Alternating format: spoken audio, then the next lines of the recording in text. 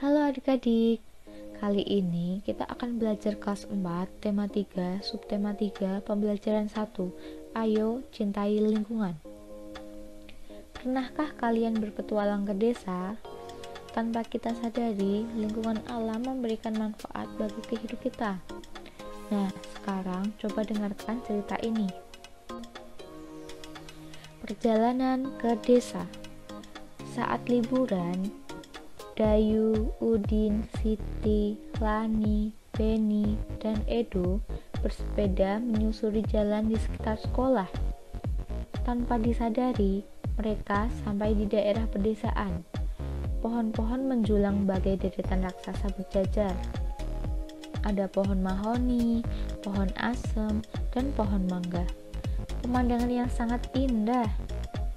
Di ujung jalan, mereka berjumpa seorang tua, Pak Jajak namanya. Ia mengumpulkan daun-daun kering ke dalam karung dan membawanya pulang. "Untuk apa daun-daun kering itu, Pak?" tanya Dayu.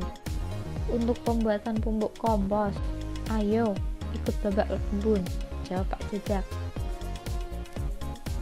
Pak Jajak mengajak Dayu dan teman-teman berkunjung ke kebunnya.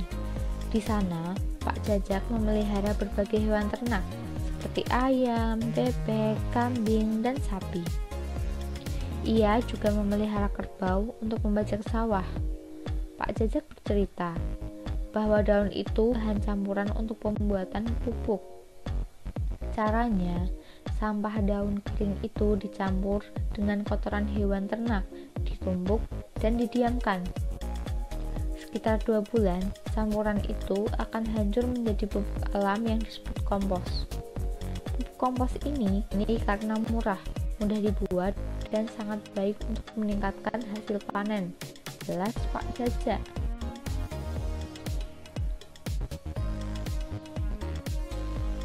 Apa yang dilakukan oleh Pak Jajak adalah upaya agar lingkungan tetap terjaga sehingga sumber daya alam bisa tetap seimbang. Dari petualangan itu, Dayu dan teman-teman semakin peduli lingkungannya.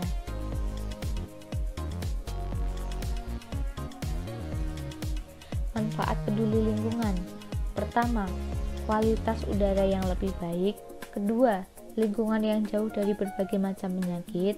Ketiga, kesehatan lingkungan yang terjaga dengan baik. Keempat, kebun menjadi subur. Kelima, hewan ternak menjadi sehat dan juga gemuk.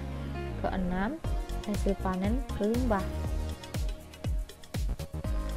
Nah, sekarang kita beralih ke ciri-ciri tumbuhan dan hewan yang terawat dan tidak terawat. Dari gambar ini, manakah tumbuhan yang terawat dan tidak terawat? Apakah di sisi kiri atau di sisi kanan? Ya, benar. Di sisi kiri adalah tumbuhan yang terawat, sedangkan di sisi kanan adalah tumbuhan yang tidak terawat. Selanjutnya, manakah hewan yang terawat dan juga tidak terawat? Apakah di sisi kanan atau di sisi kiri? Ya, hewan di sisi kanan adalah hewan yang terawat, sedangkan hewan yang di sisi kiri adalah hewan yang tidak terawat.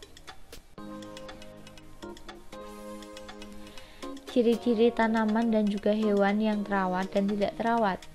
Tumbuhan.